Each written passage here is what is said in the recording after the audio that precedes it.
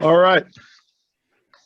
Good afternoon, everybody, or I guess good morning here in Los Angeles. I know we have some people joining us from across the country, but I want to welcome all of you to our self-care and wellness webinar, How to Pivot and Thrive in Our Current Environment. My name is Tom Barry, and I am the managing partner here at Green Hassan Jenks, and excited to have you all here today for a very exciting and pertinent and timely conversation.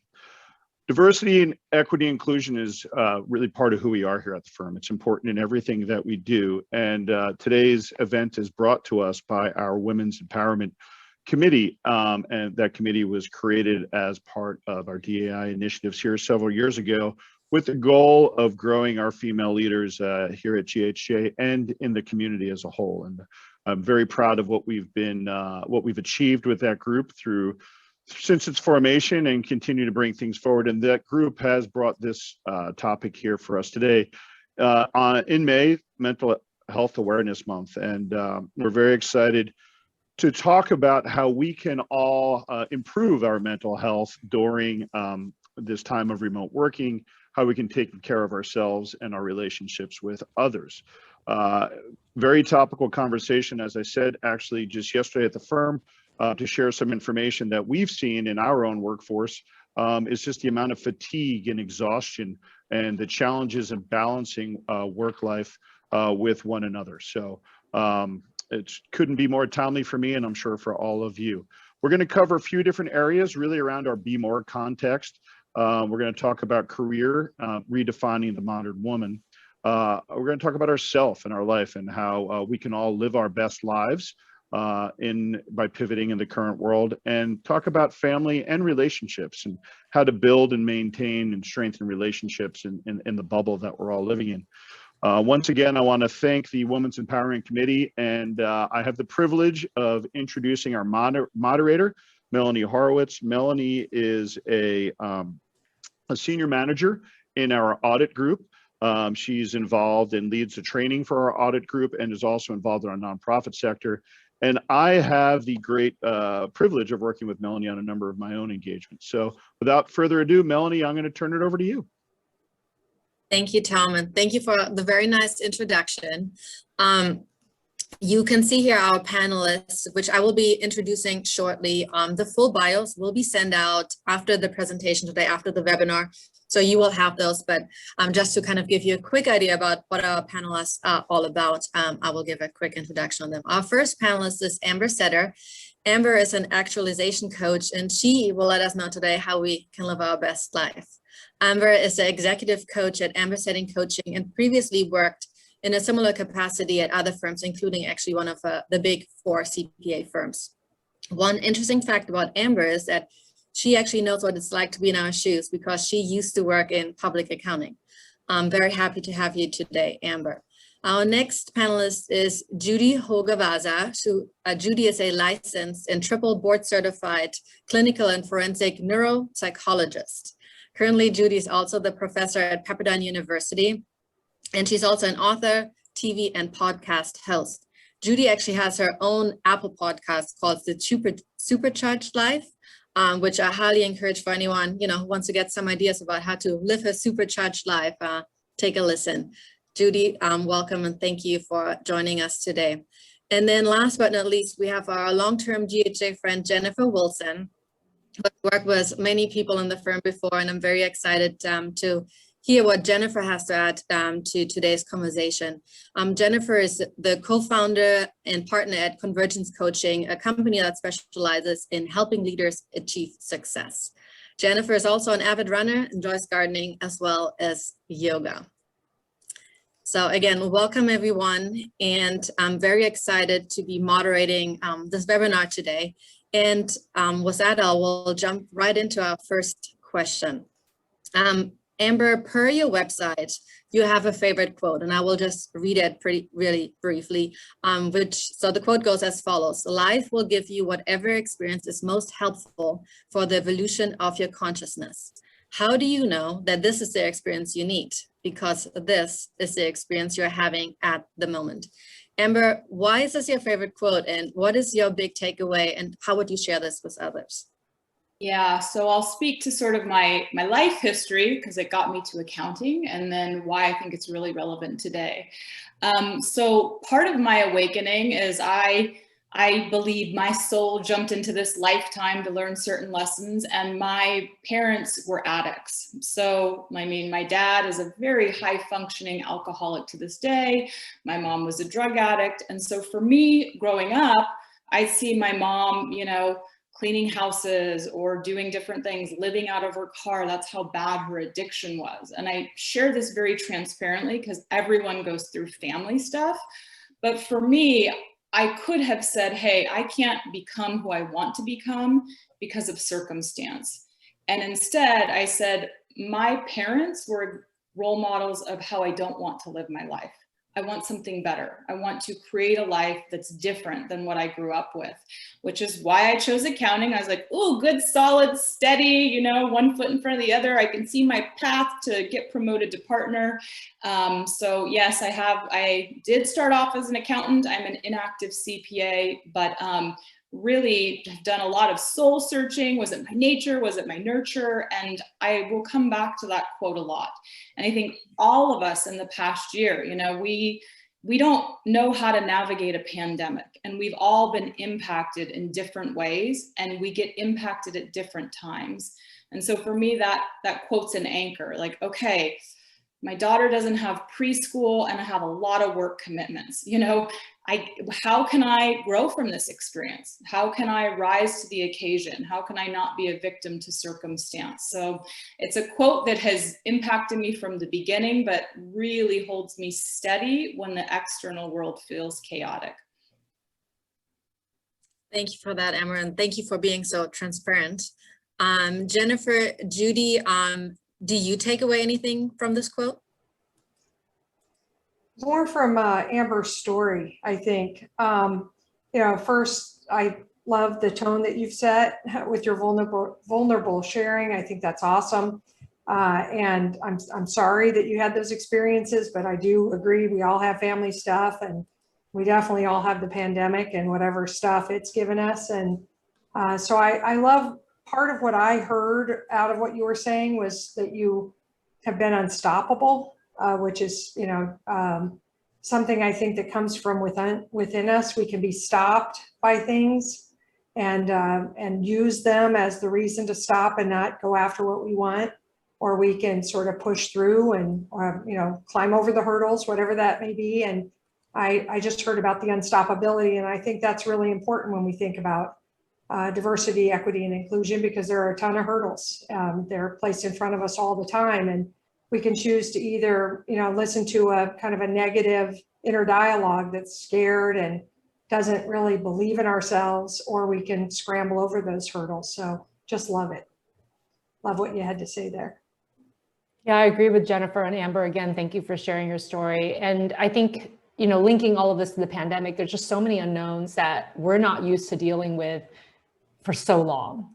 All human beings, we need some semblance of control. We want to at least believe that we have control over our environment and what happens to us. And the pandemic has really caused us to essentially be in these extended states of fight or flight, which is not how human beings are designed to be. We're good with very short spurts of fight or flight. Then there's got to be some time for relaxation and resetting. And it feels like it's just been one challenge on top of another. But this is such a great time to have this program and to talk about resilience and the things that we can do to bring ourselves back under control in various ways, even if our environment continues to change, even if there's so many different things that we can't always attend to. And that's why I'm really excited for this conversation. Me too. Thank you, Judy. And so Judy, you mentioned one thing, so the pandemic, right? It's something we can't change. And one of the items or things that I keep hearing from a lot of people now that we're all working from home, that there's really no divide between career and home life, for example, right? Because the lines are really blurred. And I mean, personally, I'm struggling with that too, right? Because it's not like you're getting ready, you're driving to your office, right? You're working all day and you're coming back and then it's family life. It's really like sometimes you're just working in your pajamas even, right? And so it's really, there's no line between career and home life anymore. So I guess first I want to direct that to Jennifer. how do you go about that in your day-to-day life, working from home, running a business, and do you have any best practices you can share with the audience? Sure. And I've had this business 21 years. Before the pandemic, I worked from home. Our entire team is remote and always has been for 21 years. So that's a little bit different. We weren't forced to go remote, but I did travel to clients. So I would go on site to clients and be in office spaces there. But here I always was at home. And so I had to set boundaries. I know we all hear about boundaries, and they are hard to set, and you have to reinforce them, and you have to come back and reset them because most of us break our own boundaries. But for instance, I publish office hours 9 to 6, Monday through Friday, Central Time. That's what I put on my calendar on Outlook. It's impossible for my team to schedule me outside of those hours without permission. You can create calendar boundaries that keep people from forcing you to start earlier than you can or work later. So I encourage my whole team to publish their hours, and that's critical that we honor that. So like I have people on the East Coast, we don't schedule them during their dinner hour, even though some of us are somewhere else. So just honoring those boundaries. But the other thing is that you have to, have some discipline, and you have to say, well, what am I going to do when I'm not working? And what could I do to be productive? I heard once, and I don't know who said it, that you could only have 3 of 5 things: family, friends, health or fitness, your work, obviously, which we would have, and then sleep. Those were the 5 things, and you could only pick 3. That's what they said. And I believe in having it all. So one of the things I've done is combine fitness with friends. And I run, as was mentioned in my intro, and I moderate a runners group on Facebook in our town. And, I have lots of friends from there. And so I get a little of both when I do group runs and things like that. But, I do think that you have to sort of pick between the 5 things and say, I'm going to have it all, but I'm not going to have it all at once. And I'm going to try to balance it out through the week and say, where am I with sleep, or where am I with family, I tell my family all the time, there'll be times when work is going to be a priority, and we're going to have peak periods, and family time will be less. And then I'm going to make family time more of a priority at other times. I think one of the most important parts about blending and balancing your work and your life is to not be so hard on ourselves. I did a meditation this morning. We started meditating as a team, optional meditation, when the pandemic hit, because I knew we would need another coping mechanism.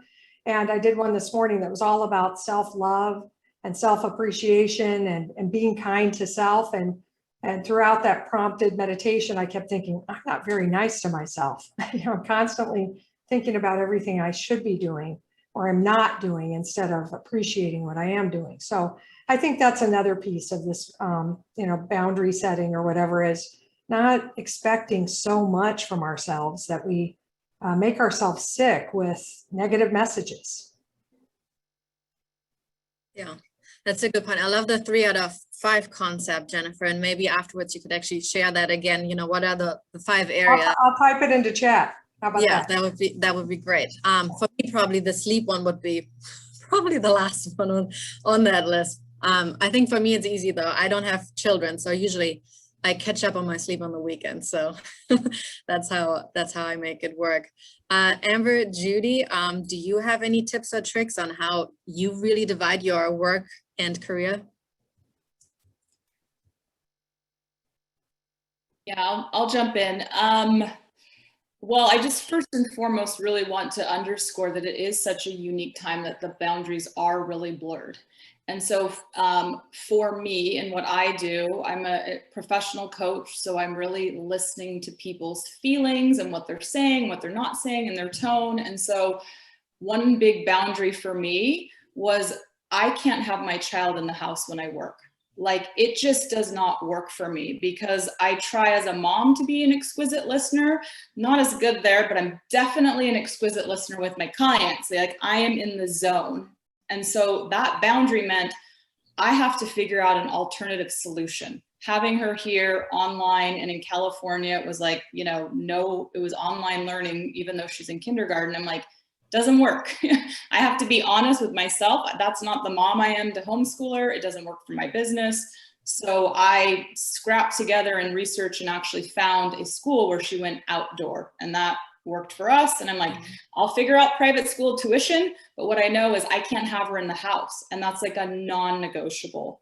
So I think for all of us, like, what are the non-negotiables that really serve our family and serve ourselves? So kind of continuing with that, like the way I navigate even my work week is I coach people on certain days. When I'm doing certain tasks that take all my heart and all my listening, that means I'm in a certain mindset. I'm in a certain way of being. And that's very different from when it's more feminine energy, if we want to get into that, and my masculine energy when I'm making things happen and I'm emailing and I'm, doing actually running my business. Those happen on separate days entirely. The last piece I'll say is I do what I call egregious self-care. Like I've just had to really amp up self-care, partly because I'm living through a pandemic and it's been different and it's been nuanced, but also my clients, when they're coming in, they're having a harder time. There is really some mental health stuff going on. So when people come in, they're a lot lower than they've been.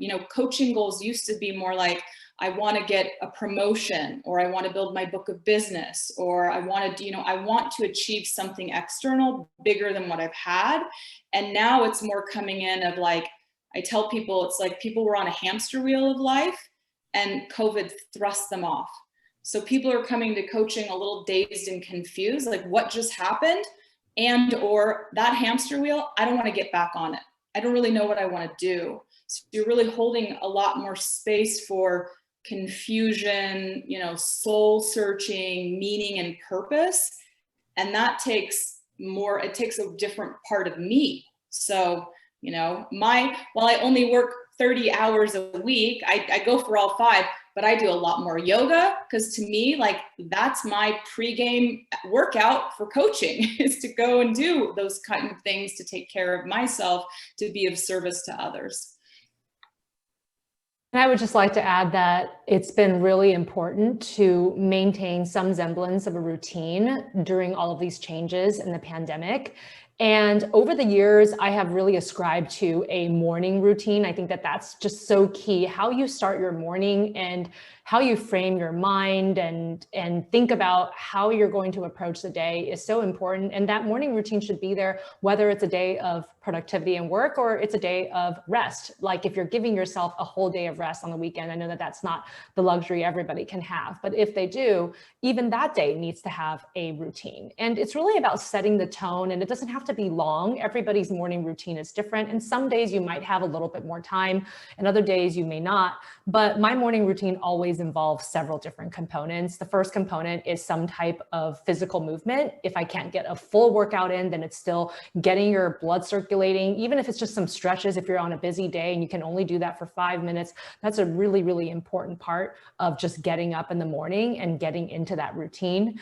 There's also a period of reflection. During that reflection, you could journal for 5 minutes. You could read an inspirational short chapter or reflect on some kind of quote that somebody sent you or something that you're looking up, but just a period of reflection so that you can really set the tone for the day. There's a period for goal setting where you just think about your top 3 priorities for the day. What do you really need to get done today? And sometimes those priorities are about work, and sometimes those priorities are about play or family time or friend time.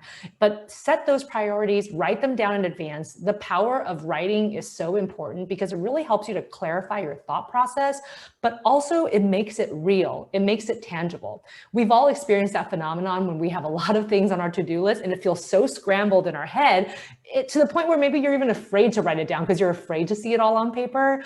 But no matter how many things I have to do in a day, I actually always feel better once I write it down. Like you get it out of your head, it's not clogging up your thought process anymore. And then you have room, you have space in your brain to think about what's next.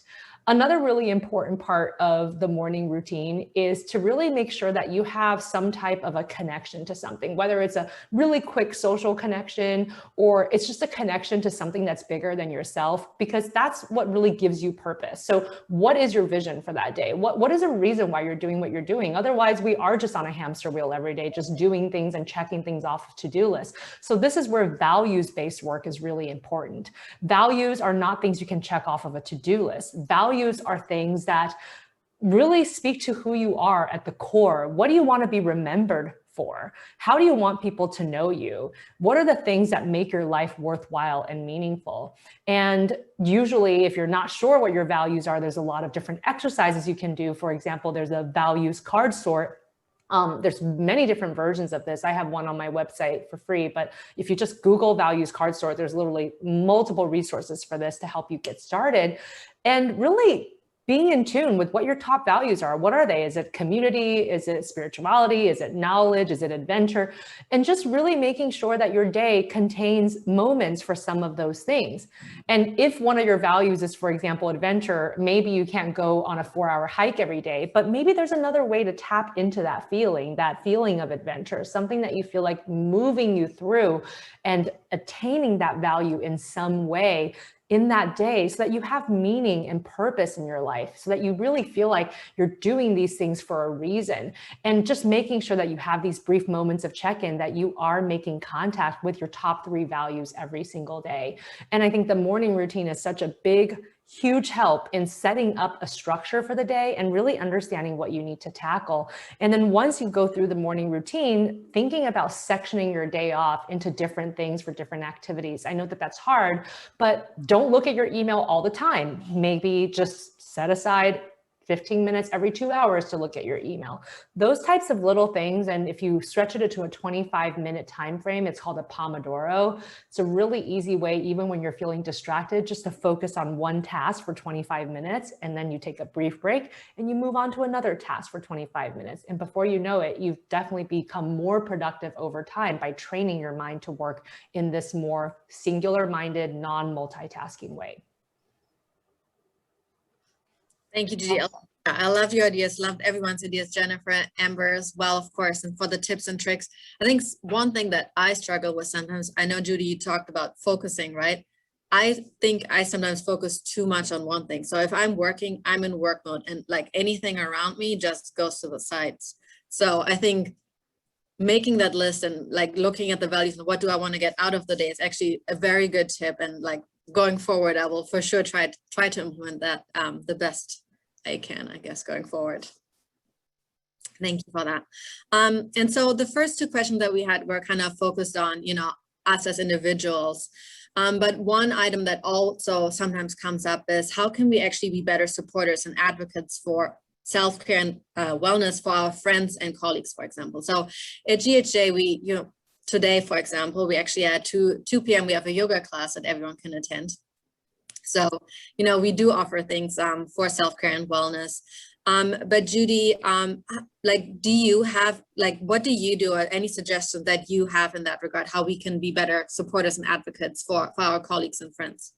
Absolutely. And I'm glad that we've been talking so much already about self-care, because clearly you have to sort of put your, you know, you have to put your self-care on for yourself before you can take care of other people. But knowing that that's a balance that we're always trying to achieve, I think sometimes we've gotten used to sort of asking people how they are and then expecting them to have a generic answer, and then you kind of just move on. Like, you know, I'm thinking very specifically too, like before the pandemic, you see somebody in the hall, you're like, how are you? And you're walking away from them as they're saying their answer to you. So how genuine is that question? Because you're not really making yourself available to actually talk them through anything if something was to come up. And so most people just do the polite thing, which is just say, I'm fine, and then you just move on. But what if they're not fine, right? And it's not always so easy to get that out of your friends and family who you care about, because sometimes there is still a little bit of like shame and guilt about complaining. You know, I think that as far as much positive psychology has done for our field,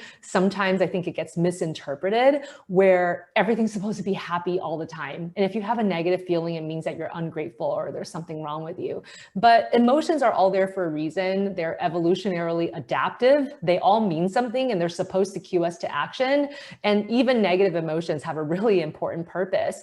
And so I think when we think about supporting our loved ones, it's really about that compassionate listening where you're really opening up and giving them your undivided attention.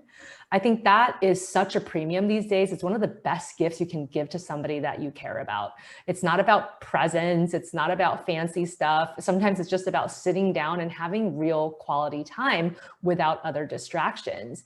And during those times, you're much more likely to have a genuine back and forth and a conversation where somebody could share that they're struggling with something. And I think sometimes we struggle to deal with that. When we feel that negative feeling from someone, they're expressing negative emotions, sometimes we want to solve it for them because we care about them. Or maybe it's your own discomfort with negative emotions in general, and you kind of want to cover it up and like, everything's going to be okay. Everything's going to be awesome. But that sometimes makes them feel not validated for their experience. And so what we like to practice in therapy sessions, and we teach to our patients, is reflective listening, where they say something and you just paraphrase what you think you heard. And even though that sounds redundant, it's not, because once you paraphrase it, the person then has a chance to reflect and say, that's what I said, that's right, and I also think this. Or they can say, actually, that's not what I meant. And then they have a chance to correct your perception. And through that process, you can really have a dynamic conversation and give the person what they need. And once you feel like you have a good grasp on the situation, this is where you can then ask, what would you need from me? Like, instead of your own ideas, ask them what they need, because everybody needs something different when they're struggling. And I think that if you put them in the driver's seat and give them a chance to reflect and respond, they will tell you the thing that will help them in that moment. And then you can make the decision of, do I think I have the time and space to do it today or in a near time frame? And if not, what can I offer this person to help them feel a little better? And I think that just through that process of reflective listening and really having dedicated attention to people that you care about, you're going to be able to support their own wellness so much more. Thank you, Judy. Reflective listening, so would be your number one. Amber, Jennifer, you have any recommendations here? Yeah, I was listening to Judy's questions, and I agree that first people need to know how much time you have before they're going to figure out what they're going to say to you. If you feel like you're going to multitask or you're whisking away to somewhere or you've got 5 minutes, they're not going to open up. So I like to say, you know, I have 30 minutes or I have an hour, you know, and then I have 4 questions that I like to ask colleagues and people that I coach or work with. The first is, how are you really? You know, and I lean in if we're on video and say, really, you know, how are you really? So they can just be how they are. Whatever it is, and know that I meant that I wanted to hear it. And then, you know, what's really working right now, what's really not working and how come, and then how can I help? And I like where Judy just was, which is, you know, what would you like me to do? Or, you know, and I've been asking, how can I help? But I think that intimates that I think I should help, and maybe they don't need my help, you know? So I kind of heard, another question I could ask instead, but I always offer, you know, that they could say, well, I would like your advice, or I would like you to do this or that, or whatever. Maybe it's nothing, just telling you these things has been helpful. So, you know, I mean, I'm not usually expecting an assignment out of it, but sometimes they do have a request, and I feel like I can get into action for them, and I'm, you know, grateful for that too. Yeah, and I actually have a follow-up question to this, because I think this happens a lot of times, right? We want to ask how our colleagues are doing. We want them to open up, but there might be kind of this barrier, right? And they don't want to open up because maybe, you know, I'm superior to them in a management position on their staff, right? And they feel like they can't really open up. Any suggestions there on how you can get them to open up?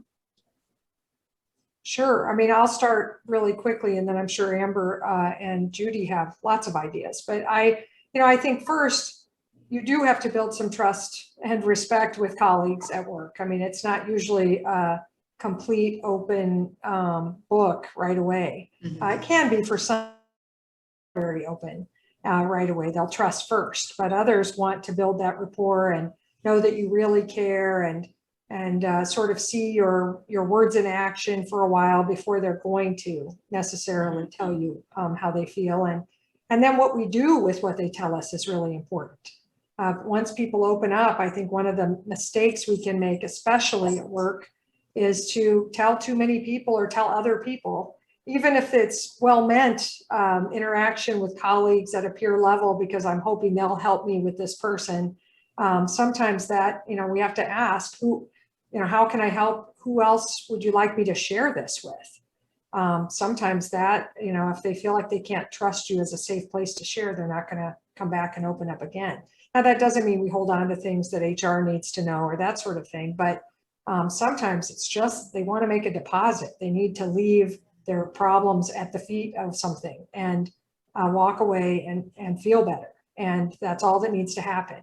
And if you could be that sometimes, they'll come back and do it again. Yeah. Emma and Judy, I know, right, you both are, or Amber, you're a coach to a lot of people too, right? Like, I guess in the beginning, right, when you have new clients, I guess, how do you get them to open up? Yeah, so it's great. I mean, it's really, how do you co-create a space where someone's going to feel safe? So I'm very intentional with sharing what I shared at the beginning today, which was to model vulnerability, to have a real conversation here today.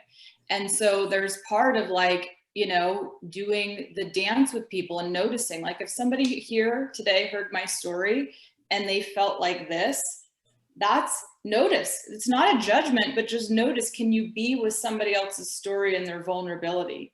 And right now the invitation is to really lean in to all the story. Like Jennifer said, like, I lean in and really ask, like really, how are you? And so, I love this conversation. I want to keep building on all of it. Like, I have learned not to say, how are you feeling or how are things going? Because that's just an automatic rote response. What are you feeling? What do you need to say to land to this space?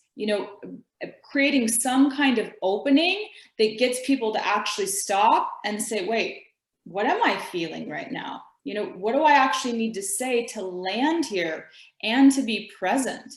And I'm sure Jennifer does this and Judy's talked about it. It's like, really, we in coaching, the competency is mirroring back what the person said. What I heard you say was X, Y, and Z. So they really feel heard.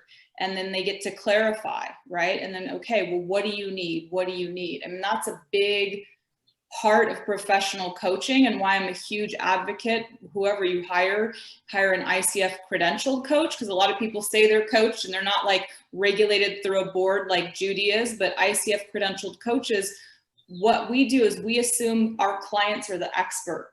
So it's like, welcome to the conversation today, Melanie. What do you want to get? What will make this hour worth it for you? And you, Melanie, have to look within and say, what do I need? What do I want to talk about? Do I want to talk about that client who I have to give a big bill to or doesn't want to pay their bill? Or do I want to talk about delivering feedback? Or I want to talk to my significant other? Whatever's going on. And by the way, for everyone that may feel like, why am I going to talk about my feelings at work? Why does this even matter? Because a lot of people, and especially all the accountants that I coach, are knowledge workers. And so if you're filled with anxiety, you're not able to focus. Like, you can't necessarily do Pomodoro because you're so worried about something else that you haven't ventilated and let out so that you can focus on doing your technical research or crunching your numbers or whatever. So it's important to allow your whole self to be expressed. And then from that place, you actually perform way better. You bring a lot more value to your organization and the work that you're doing. But you can't just I used to try it, hold that beach ball down. I don't want to feel sad today. I'm going to try and put that over here until something happens and poof, it comes over and it bonks my colleague in the head. That's just, our humanity will come out. So it's better to create the space for people to be human, to be their full self, they'll create that space, and then they can really bring their optimal self to everything that they do. Judy, anything you wanna add here? Yeah, I think that it's just so important that we allow more space and patience and others' compassion and self-compassion during all of this, because I think that most people, we are really wishing for the best. We are having good intentions. We want good things for the people around us, but there's things that are going on in our own lives as well. And I know that that sometimes can make that compassion process a little bit more difficult when you're hearing somebody else having a negative day or a bad day, or you start to compare. And this is just something that we all do as human beings. It's automatic. It's the way that our brains work. There's a lot of social comparison because we're social beings. And so sometimes you compare yourself to the person next to you, and either you feel like you're coming up short, or you feel like they have it so good, why are they complaining? And it makes it difficult. And so I think that there has to be a good amount of self-awareness of, can I do this today? Can I actually be there for this person in the way that they want me to? And then also, as Jennifer reflected on, having a little bit of structure around it, that is not rude. That is actually really helpful to say something like, I have 30 minutes. What can I do for you in this 30 minutes? Is there anything I can do to help? Or, I only have 30 minutes today, but this sounds like a bigger conversation. Can we regroup this weekend? I'll have more time then, and that way, that you can give the best of yourself in a way that's going to be fulfilling to you, because we like helping the people we love. But there is just some days that we're tapped out and we just can't do it. And I think it's so much better to be honest with that and to have self-compassion that you can't be everything for everybody all the time. And to really do it at a time when you actually have the space and energy to devote yourself in that way, and also to get something out of it for yourself, to feel good about the actual support that you are giving to somebody you care about. Great, thank you for that. Yeah, I think sometimes I tend to do that to everyone I work with, and then like you said, right, it's like sometimes too much and you're kind of giving away too much of yourself. So I think also finding kind of a limit, and actually on suggestions that you made, for example, I have 30 minutes today to talk about this and, to listen to someone, and how can I help you going forward? Okay, great. And so I guess we have about 2 minutes left before we actually go into our breakout session. However, I guess one last question and maybe a short answer would be, what is one thing that maybe you, Amber, recommend that someone does every day to really help them feel successful in their life? And mine would be a big, quick answer, but yeah, geez, there's no pressure there. It's okay. I'm working through my own stuff while I'm on the spotlight. In all seriousness, I think it's really, especially because I think many of us high performers, looking at what you have done already, looking at your accomplishments and your blessings. Because I'm sure Judy could tell us a lot more about the human brain likes to look for everything that's wrong, and people in accounting love to look for everything that's wrong in the work paper. And instead of saying, what's going well today, just really being grateful for what is going well. Jennifer? So, yeah, I agree with the gratitude, but I'll also throw in my one thing, if we get to make 3 things out of it. I'm going to say exercise, some form of exercise, get the endorphins going, feel like you are continuing to build a healthy and strong body. Usually doing exercise, I end up with a little meditative kind of thinking too. So I think I would say some kind of exercise every day, preferably not the same kind every day, so that you're so that you're building different muscles and, not overusing any. Yeah. Judy, what is your one thing? Mindfulness. I think it's so important for us to just appreciate and take in the present moment instead of having our thoughts always be in the past or the future, because again, that is how the human brain tends to work. So really having that conscious effort of bringing yourself back, even for 5 minutes, it would be so amazing, the changes that you see just from making coffee mindfully every morning, just doing that one thing for 5 minutes and really appreciating that moment for what it is. I think that that's going to be a real key to formula for feeling successful every day. Thank you for that. And yeah, actually exercise is one that I picked up starting this last January, because, during the entire COVID year, I was just sitting at my desk all day and, like I said, almost sometimes rolling out of bed, working all day and then getting back into bed. And so starting that in January, and actually we have someone come over and we do every Tuesday and Thursday we work out, and it's made a huge difference. You feel so much better about yourself, and I could clearly tell the difference. So that's a very good tip. Yeah, hopefully everyone on the call today, webinar today, will also implement that. Thank you. So with that now, we went kind of through the questions that I had for our panelists. However, we also wanted to make this webinar very interactive for everyone that's attending today. So we will actually be going into breakout rooms now, and you can see a link right here. That's the blue font, which will pull you into another meeting. And the link is also shared in the chat. So there's the link for this new Zoom meeting that you will go into to get into the breakout rooms. But before clicking on that, I just want to quickly give some instructions. So once you click on that link, as I mentioned, you go into another meeting, and there, as you can see on the screen, there's a toolbox, and at the bottom it will say breakout rooms. And you click on that and you can actually pick a room that you want to attend. So each of our panelists today is really hosting one of the rooms. So we have one room on career with Jennifer, of course, redefining the modern woman. We have one on self-life and how to live your best life with Amber. And then Judy will be hosting the family and relationship room, how to build, maintain, and strengthen relationships in a bubble. And also, once you're in the breakout rooms, you can also switch in between the rooms. So we're hoping everyone will, turn on their camera, or if you don't feel comfortable turning on your camera, just put your questions in the chat and we'll go through it. And our panelists will answer them to their best of their abilities. And we hope we get through all of them. And as I mentioned, if you have one question for Jennifer and then you have another one for Amber, you can switch between the rooms. And then the breakout rooms will be about 40 minutes. And then afterwards, we'll all be pushed back into the main room for a closing remarks. I hope those instructions were good, and we are all ready to go into our breakout rooms, and hope to see you there. Thank you.